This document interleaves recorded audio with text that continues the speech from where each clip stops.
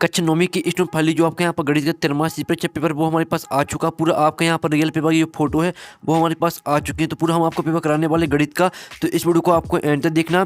ठीक है स्टूडेंट, आप यहाँ पर देख लीजिए पूरा आपके यहाँ पर गणित का पेपर लेके आ चुके हैं। आप लोग बहुत से कमेंट रहे थे कि गणित का पेपर उपलब्ध हुआ, फाइनली आपके यहाँ पर गणित का ठीक है रियल पेपर आ चुका। आप यहाँ पर देख लीजिए त्रैमासिक परीक्षा 2023-24 कक्षा 9वीं विषय गणित। ठीक है, आप यहाँ पर देख लीजिए और पूर्णांक आपका यहाँ 75 नंबर का रहेगा। समय आपका 3 घंटा रहने वाला है। साथ ही आपके यहाँ पर आते हैं निर्देश, सभी प्रश्न हल करना अनिवार्य। दूसरा तो प्रश्न क्रमांक 1 से 5 तक वस्तुनिष्ठ प्रश्न जिनके लिए यहाँ पर 30 अंक निर्धारित हैं।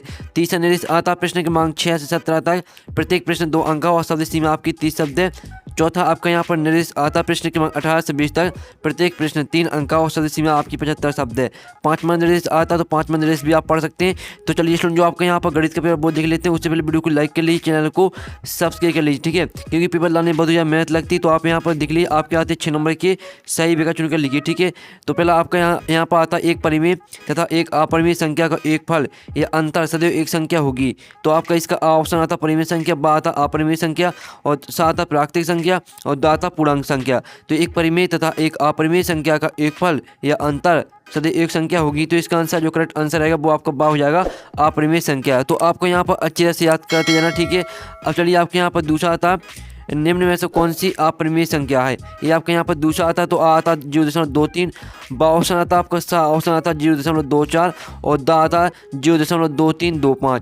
तो निम्न में से कौन सी अपरिमेय संख्या है। तो इसका करेक्ट आंसर आपका बा हो जाएगा 0.230023002300। ठीक है, ये आपका यहाँ पर करेक्ट आंसर रहेगा, यानी आपका दूसरे का बा करेक्ट आंसर हो जाएगा। फिर आपका यहाँ पर तीसरा आता है शून्य बहुपद की घात है। ठीक है, आपका यहाँ पर तीसरा आता है शून्य बहुपद की घात है। तो आपका आता एक, बा आता कोई भी पूर्ण संख्या और साथ परिभाषित नहीं और दा आता 0। तो यहाँ पर शून्य बहुपद की घात है आपकी 0। तो आपके यहाँ पर जो तीसरे का दा करेक्ट आंसर हो जाएगा डी। ठीक है, आपके यहाँ पर तीसरे का दा करेक्ट आंसर रहेगा 0। अब चलिए आपके यहाँ पर चौथा आता है बहुपद 5x की घात 3 प्लस 4x की घात 2 प्लस 7x की घात है। तो आपको बताना है कि इसकी अधिकतम घात क्या है। तो आपका आता 3 और बा आता 2 और सा आता 7 और दा आता 5। तो इसके जो करेक्ट आंसर रहेगा वो आपका यहाँ पर आ हो जाएगा 3। ठीक है, तो अच्छे से याद कर लीजिए।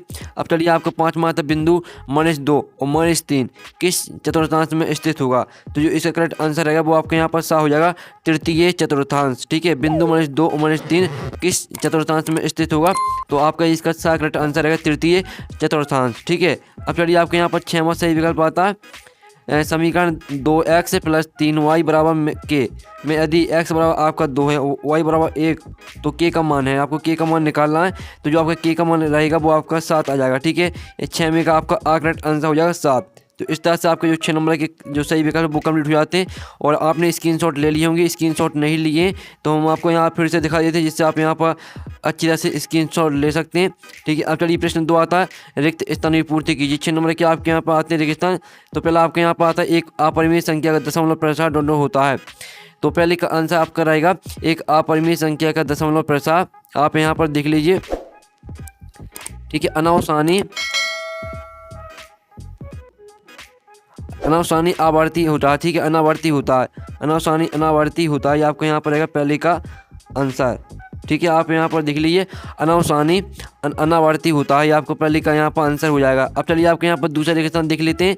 तो स्टूडेंट आपके यहाँ पर दूसरा रेगिस्तान आता है। ठीक है, 2 और 3 के बीच एक अपरिमेय दोनों संख्या है। तो यहाँ पर 2 और 3 के बीच एक 2 दशमलव। ठीक है, आप यहाँ पर देख लीजिए जो इसका आंसर रहेगा आपका, जो आपके इसका आंसर रहने वाला 2.0100। ठीक है, आपके यहाँ पर डॉट ये आपका यहाँ पर रहेगा आंसर दूसरे का 2.0100 ये आपका यहाँ पर दूसरे रेगिस्तान का आंसर रहेगा। फिर आपका यहाँ पर तीसरा रेगिस्तान आता है 3 घात वाले बहुपद को डॉट बहुपद कहा जाता है। तो यहाँ पर 3 घात वाले बहुपद को त्रिघाती। ठीक है, तो आपका यहाँ पर आ जाए तीसरे में त्रिघाती।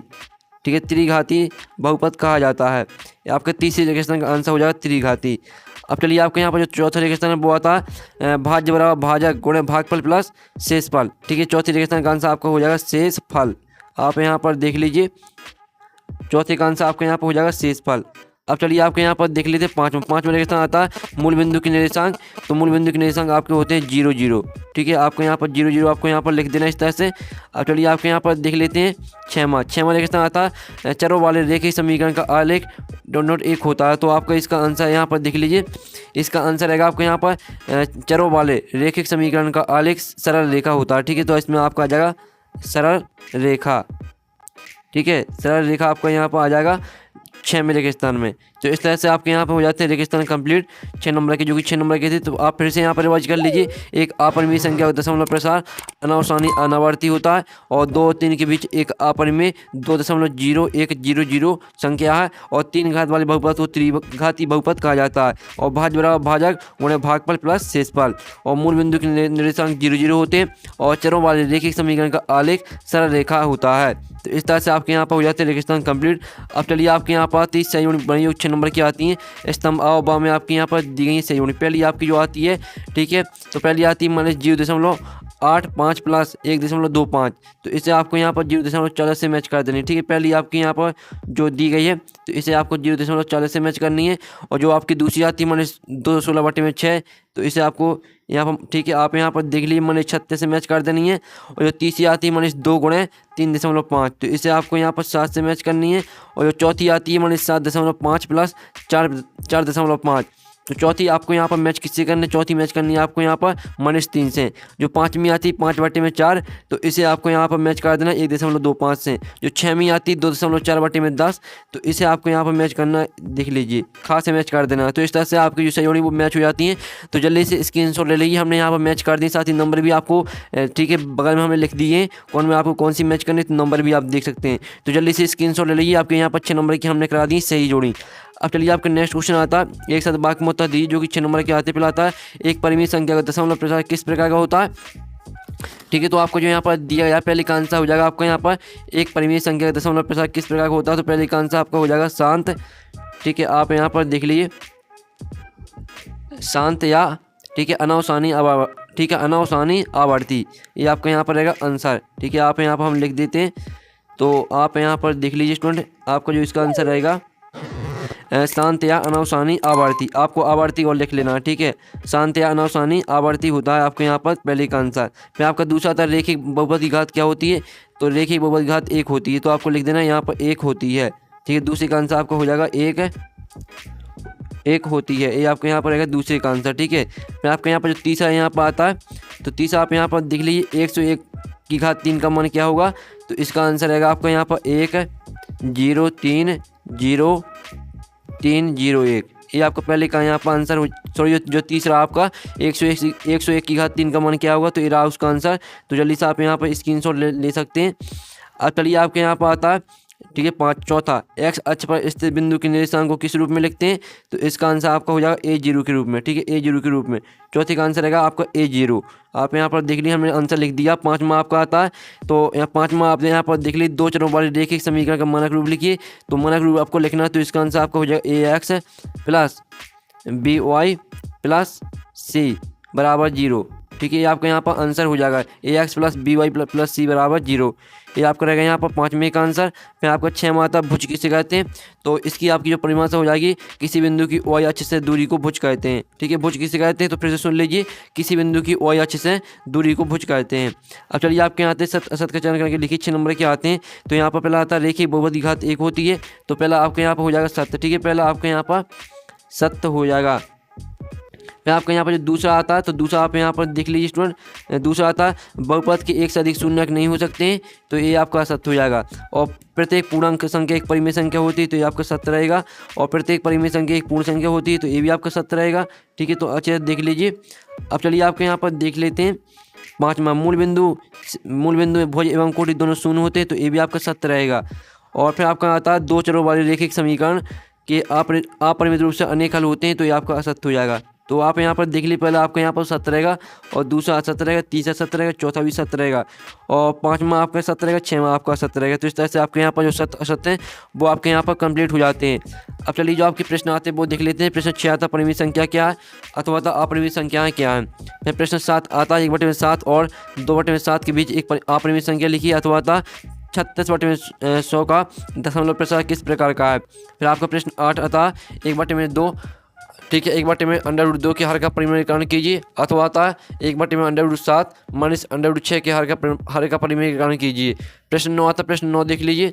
अब चलिए प्रश्न आपका 10 आता, उपयुक्त सरल समीकरण प्रयोग करके x + 4 और x + 10 का गुणनफल ज्ञात कीजिए। अथवा आता तो इसमें आपको यहाँ प्रश्न निकालना है।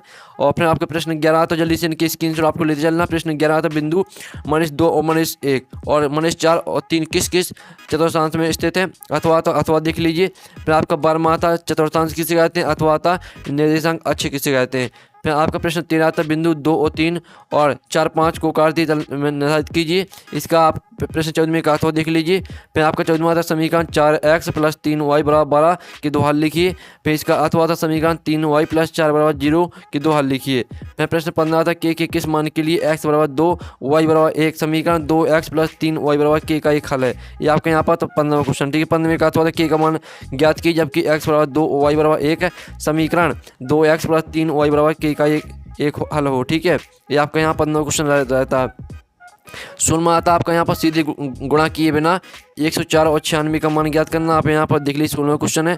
और 16वें का अथवा देख लीजिए। फिर आपका आता 17वां क्वेश्चन, तो जिसमें आपको यहाँ पर गुणनखंड कीजिए और इसका अथवा आता, उसमें भी आपको यहाँ पर गुणनखंड करना है।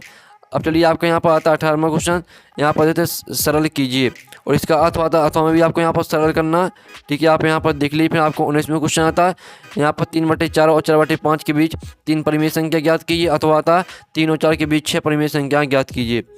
फिर आपका यहाँ 20वां क्वेश्चन है, तो 20वां क्वेश्चन देख लीजिए, जिसमें आपको यहाँ पर भाग देना है, ठीक है। आप यहाँ पर देख लीजिए, px = x3 + 1 को x - 1 से भाग देने पर शेषफल ज्ञात कीजिए। और आप इसका अथवा भी देख सकते हैं, जिसमें आपको यहाँ पर x - 1 से भाग देने पर शेषफल ज्ञात करना है। अब चलिए आपका 21वां क्वेश्चन आता है, समीकरण x + y = 7 का आलेख खींचिए। अथवा आता, बिंदु 2, 14 से होकर जाने वाले 2 रेखाओं के समीकरण लिखिए। फिर आपका 22वां क्वेश्चन आता है, तो आपको यहाँ पर 0.6 को p/q के रूप में व्यक्त कीजिए, जहाँ p और q पूर्णांक है और q बराबर नहीं है 0।